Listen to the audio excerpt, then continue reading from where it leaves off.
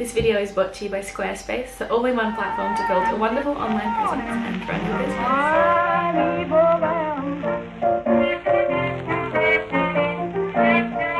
Hi, hello, how are you? That's wonderful.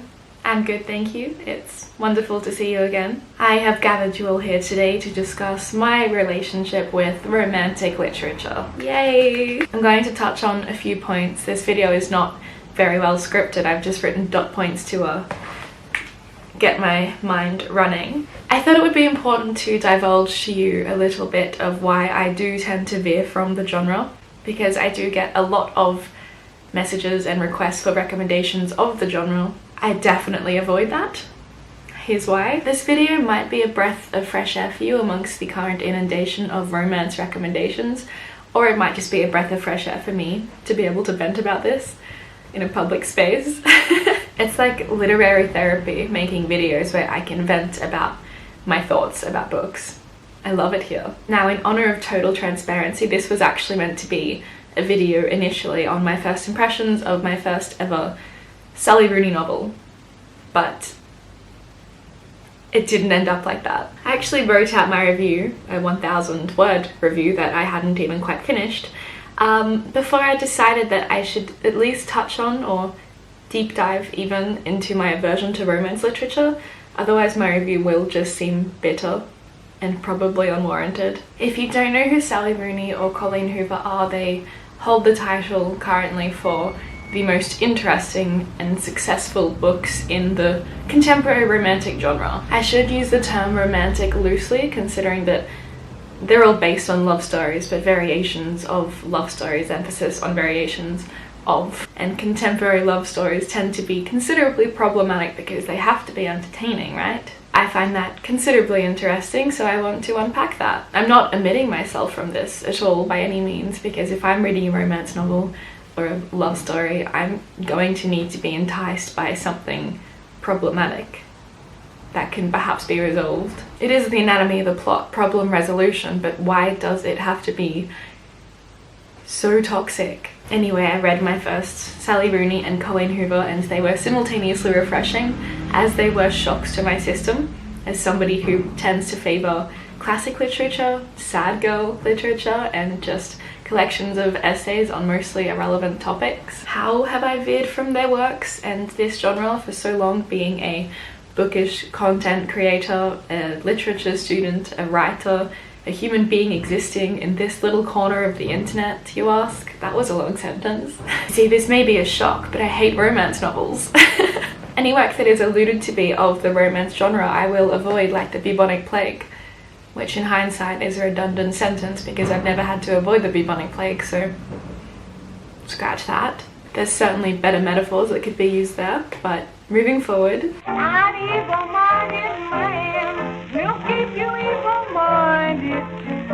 Disclaimer, this is a stream of consciousness. This is a detestable monologue. I should have scripted this, but I would prefer it to be organic and real and raw. I'm also hyper aware of the irony and contradictions that will come forth in this video, because most books have elements of romance and or love, even just sex in general. Most books that I like to read and write have elements of these things. It's human nature, baby. Don't we all just want to be loved? That was deep. I also must stress that when I do not love a genre or a book in general, I am not pulling apart the writer. As a writer, I have nothing but respect for the writing community, and I'm not saying this because I'm worried about getting off on the wrong foot in the writing community, because it's not like it's a tight-knit community. Writing is a lonely art, and it really truly is every man for himself, regardless of your success. No, I genuinely just admire writers for their expression and their approach to their own art. Praise generally is deserved, and if a book or a writer has a large community following, it's for good reason. I am well aware that this video may contain hot takes. I'm not trying to change your mind.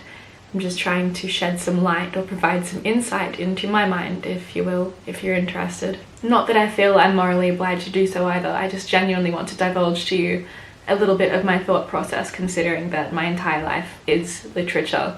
If this goes sour, think of it as a PR stunt. No, but seriously, I do really encourage healthy discussion, even debate in the comment section. I'm open-minded and genuinely curious to hear what you have to say about what I have to say. I trust this community to keep this entire thing a safe space. We all just like reading. There's not much problematic about that. Before we jump into it, a quick word from today's wonderful sponsor, Squarespace. So Squarespace is an online platform that makes creating and maintaining websites easy and fun and is perfect for everything from online stores to blogs. Now, I say this with conviction because I built my own website with Squarespace and the entire process was so rewarding. There's so many aspects that I can play with, like blogging tools, so I can continue to post my streams of consciousness, member areas that I plan on playing with, and connected social media accounts allowing me to push traffic and direct people to relevant places, like this channel right here. When I tell you it is worth your time, I mean it is worth your time. So you can head to squarespace.com for a free trial, and when you're ready to launch your own website, you can go to squarespace.com/Dakota Warren to save 10% off your first purchase of a website or domain. Thank you, Squarespace. Okay, let's break down the 3 main reasons, very briefly, that contribute to my aversion to romantic literature.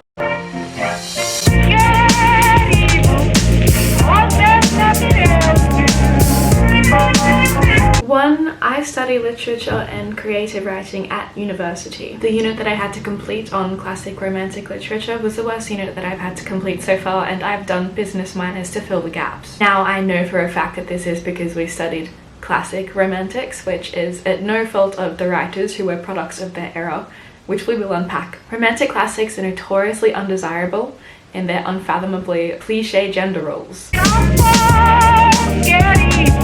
2, I tend to opt for literature that messes me up. Romance does not usually go hand in hand with this unless the romance is so toxic and problematic that it should not be called romance. This is a theme amongst contemporary romance literature. Sure, I've read works with themes around intimacy and connection that I have absolutely adored, but generally not the type of intimacy and connection that should be idealized. To some, I don't think that the modern/contemporary portrayal of romance in romantic literature is all that romantic either. And if it is, it's probably boring. 3, I am not a romantic person. Don't get me wrong, I crave intimacy and adore affection, but when it starts to mean something, I skedaddle. I don't just skedaddle, I sprint. So when I read of these characters flourishing in their romance and genuine human connection, I sprint from them too. I'm not uncomfortable with intimacy. I'm uncomfortable with the vulnerability that comes with human connection. But this is not something to unpack with tens of thousands of strangers on the internet, is it? Wow. We're not really strangers, are we? So now that I have just virtually gutted myself, let's jump into some thoughts and feelings on examples from classic and contemporary romantic literature.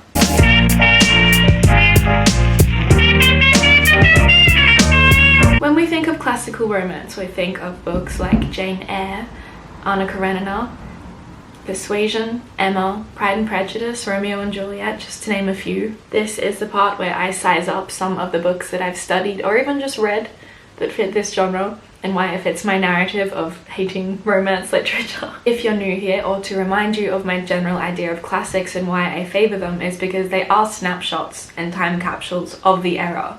Art is nothing if not a product of the era, but this obviously has detriments and downfalls. It goes without saying that romance novels from an era that was built on very rigid gender roles and expectations are going to be inherently sexist. A lot of the feminist texts are actually debatably feminist texts if we compare them to contemporary feminism, which is unfair because they are not products of contemporary feminism, so food for thought.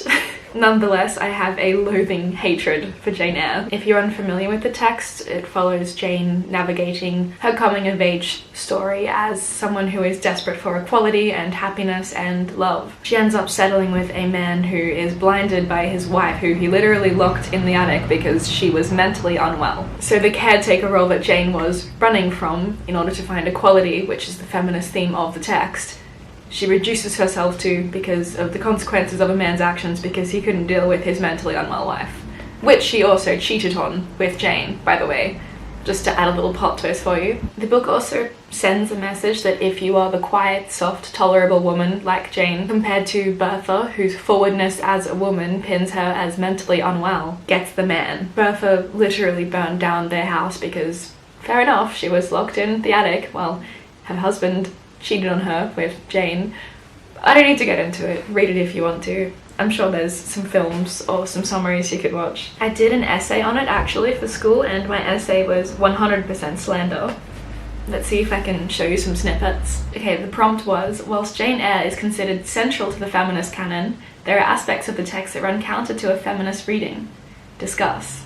I will discuss. I'm not going to read you the whole thing, but I can shed with you some relevant excerpts. Whilst Jane's internal monologue navigating a classist and patriarchal world is fair in its subjectivity, it softens the powerful movement of feminism to something considered palatable for her audience and era. That was a weak sentence. Wish I could rewrite that, but it's submitted like a year ago, so let's do it that. The doubling of the feminine within the good girl Jane and her criminally passionate Bertha reflect the lived inexperiences and corresponding psychic patterns of women living under the patriarchy. Whilst both women are victims, only one is displayed as a victim against the husband they will both share. Viewed as a monstrosity that Jane Eyre must reject during her Bildungsroman, Bertha continues to compel feminist criticism to address the highly problematic yet omnipresent conjunction of madness and femininity. Jane constantly contradicts herself in the way she critiques her role as a woman in society, seen when she notes that women are supposed to be calm generally, but women just feel as men feel. It is thoughtless to condemn them or laugh at them if they seek to do more or learn more than custom has pronounced necessary for their sex. Then reducing herself to notions such as, if others don't love me, I would rather die than live, I cannot bear to be solitary and hated. So she must define her worth via the approval of her male counterparts. I wrote that over a year ago, so don't pull it to shreds. Pull it to shreds. Pull it to shreds. I'm pulling it to shreds. You can pull it to shreds. What else? Anna Karenina, whilst making an excellent ballet, absolutely divine ballet, is literally about infidelity. In Little Women, Jo March is adamant that she never wants to marry or have children, and in the end she quite literally marries and has children. And I unapologetically love Shakespeare. Shakespeare apologist over here, but he could not do love without death. Actually, that's the whole point. There were tragedies, not romance stories. Okay, that's redundant. In honor of transparency, I'm going to try and not edit out my contradictions. Fundamental desire to come across like I know what I'm talking about when this is literally just a stream of consciousness. That's just a select few examples because we'd be here all day otherwise, but they all tend to line up with the patriarchal ideal of romance, even those, and dare I say especially those written by women, because they are a product of their era. It's not their fault, I get it, but I just don't want to read it. Perhaps I have an overcritical mind, or perhaps I just haven't read the right books. Moving forward, I keep on rambling. This is the part where I talk about Sally Rooney and Colleen Hoover. You would be safe to assume that I was disappointed in both. This is to no surprise whatsoever. Shock horror, Dakota didn't like contemporary romance. She doesn't even like classic romance. She doesn't really like romance. Let's talk about normal people. I'm going to skim over the review that I wrote and not say all of it, but excerpts or extracts to get my thoughts flowing. I just realized I look like Velma, like a blonde Velma with the turtleneck and the glasses and the hair from Scooby-Doo. Scooby-Doo is a love story that I will always endorse. Okay, so normal people. It is a right person, wrong time plot in which nothing really happens except some personal growth, but this is the whole point because they are just normal people. Ta-da! The titular point. Normal people. I just don't think that two grossly insecure teens transitioning into adulthood who have sadistic sex and confess their love for one another without doing anything about it for the entire book is a romance novel, let alone a love story. Once again, I am emphasizing that it is about normal people and not all love stories are love stories. Not all romance plots are romance plots, so I really respect this for challenging that. But it didn't change my mind about the genre. I'm glad I read it though, because it has some excellent one-liners. I like the way it compares love to religion.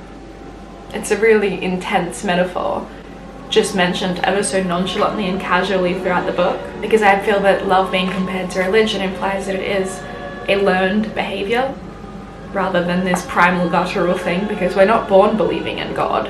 And so I think that comparing love to religion implies that love is a learned behavior too, and there might be something inside you that is looking for hope or looking for some kind of salvation. It implies that the way that you love or the way that you experience faith is how you're taught to love or experience faith. And then we have It Ends With Us by Colleen Hoover. That was Baby's first audiobook, by the way, and I don't usually do audiobooks. In fact, I've never done an audiobook because I have raging ADHD and I'm a visual learner. Anyway, I don't have many thoughts about this. I also probably couldn't connect to it as much because I am an annotator, and so I go through my books and I scribble to try and comprehend more, and I write down themes and notes that I have and underline things that are central to my personal grasp. I am aware that the appeal predominantly in Colleen Hoover's work is the excitement in the toxicity of the relationships presented. It just felt like both of these works were romanticized erotica. Maybe they were. Maybe that's the whole point. Maybe I'm missing the point. Is it me? Am I the problem? These are only 2 examples. There's so many more examples. So many more. But naturally, I veered from them. This is the part where I reiterate that this is a hot take because I probably don't know so much about it that I'm presenting myself to know about. Transparency, baby. I'm holding myself accountable. That's a new thing for me.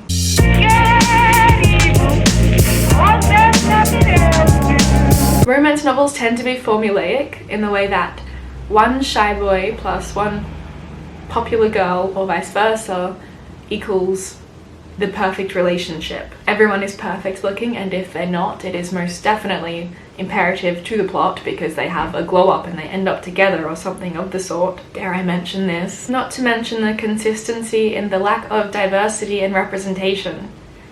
That's really problematic, and there is hardly any relatability in that for the general demographic that does enjoy these books. It just feels like, for me, contemporary romance focuses so much on being a page turner and memorable by being shocking. This borders on romanticizing abusive love and toxic relationships. In fact, a lot of the time it doesn't even border on it, it just blatantly does. The way that infidelity and abuse and toxicity is just being wrapped up in a big red bow and marketed as a love story is sad and really dangerous. But what's sadder is that if a love story isn't toxic or exciting enough to pique interest from generations so desensitized to these issues, that it's probably just not going to do well. We are so expectant and even aroused by these romantic ideals that aren't ideal at all that it's what we look for. It's what we expect, almost. I really should have scripted this. Basically, too long didn't read. I believe the genre encourages poor ideals around a very important thing. Let's do a quick search on Google Scholar and see what we can find. Because I feel like this is just entirely my thoughts and feelings, and I want to have some facts to back it up. A peer-reviewed study in the Psychology of Women Quarterly titled "Love Means Never Having to Be Careful" concludes that the notion of being swept away in passion leads to a disregard for practicing safe sex. Pause it if you'd like to read, because I'm going to keep going. Another essay titled "Consuming Desires, Consumption, Romance and Sexuality in Best-Selling Teen Romance Novels" argues that romantic and sexual desirability benefits marketers and retailers rather than girl readers. There's so much important, accessible information, so I'm not going to ramble, but I encourage a little healthy research. I'm sure if I was to type in the opposite thing and say, why are romance novels good for us, I would have maybe even more information. I'm not going to provide any rebuttal in this video, sorry.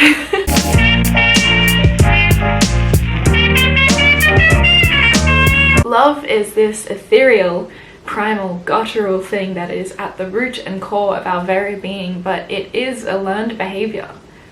And I would like to imagine a young and impressionable, not even young, just an audience in general not influenced by literature and media that glorifies the dark side of it. It goes without saying, not every book of a genre is like this. I probably just need to read so much more of it. This is also all going to sound so hypocritical when my novel is released, but I'm nothing if not a walking contradiction, and I'd like to think that I can handle the heat. I hope this explanation or rant or stream of consciousness or video essay or downright abomination satisfied you or provided some light in any way, shape or form. Anyway, thank you for being here. You know I love you a lot. Thank you to Squarespace for sponsoring this video. Until next time.